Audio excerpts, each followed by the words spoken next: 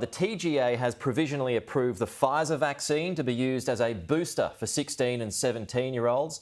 Joining us live now is the Federal Health Minister, Greg Hunt. Minister, good morning to you. Thanks for your time as always. So when will they be able to get them?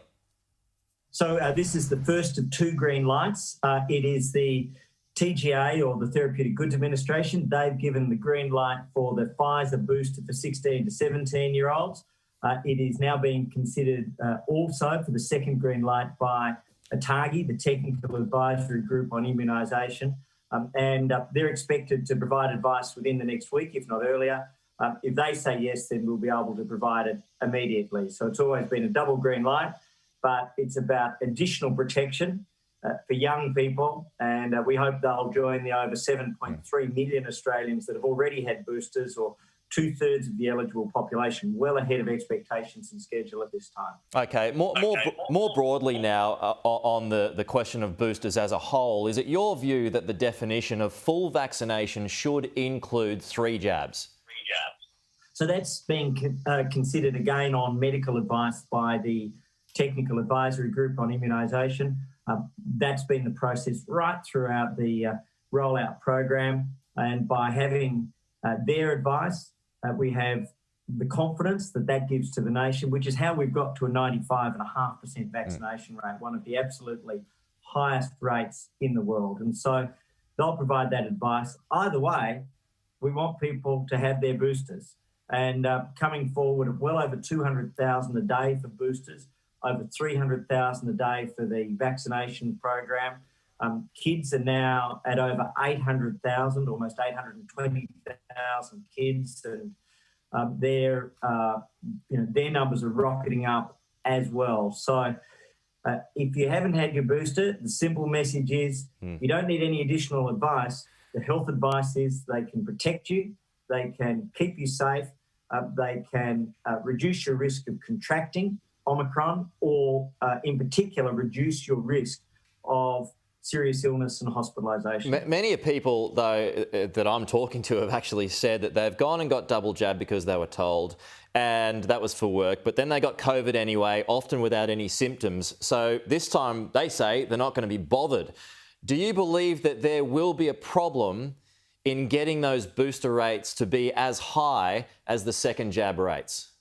Look, I'm confident that we will have very high booster rates.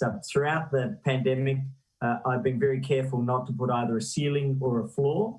And my message is we want every Australian to come forward for their first jab, their second jab, or their booster. The fact that our boosters have been running at a daily rate higher than the highest first or second dose daily rate says to me that Australians are coming forward.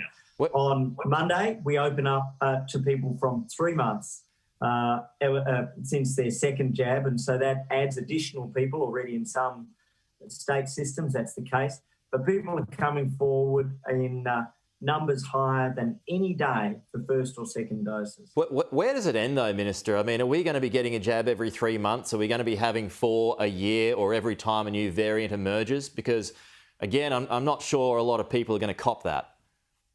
Look, I think that's a very fair question. And this is something that we've been working directly on with the Technical Advisory Group on Immunisation, but the Chief Medical Officer of Australia, Paul Kelly, is leading it. There is a very real scenario where, as we have with flu, an annual booster, we could have an annual booster for COVID. That science is still to be determined based on the disease. But we have planned for that option. We're bringing Moderna to Australia to manufacture and to be able to pivot with their mRNA platform to do this quickly. And what we are looking at doing is to get to the time, possibly 2024, where if COVID boosters are required annually, that you could have a combined COVID and flu jab. That's the early science that's already being done, and we're bringing that manufacturing capability to Australia. Yeah, okay. I mean, because is there even any science to suggest that it's healthy for you to have so many jabs in your system throughout the course of a 12-month period if you're getting so many boosters? No, there's absolutely no risk. The first thing that our regulator looks at, and the advisory body ATAGI, is safety. And that's absolutely clear that they regard this as safe and effective. And so, look, the world is dealing with a pandemic, the likes of which we haven't seen for 100 years. Globally, we're approaching almost 10 billion vaccinations. And what does that mean? It means that there has never been more science and data on safety and efficacy. Omicron has challenged the efficacy against infection, but it's still provided very significant protection against serious illness. But the booster adds to it. And then we continue to look at what is required. We're in the fortunate position.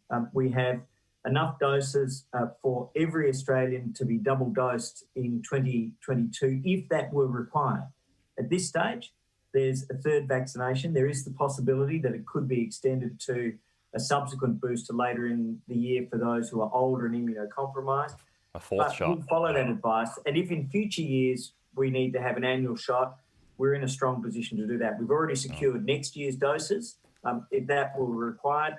And then after that, we have Moderna manufacturing in Australia with whole of population capacity, and potentially to combine with flu. Federal Health Minister Greg Hunt, thanks as always for your time.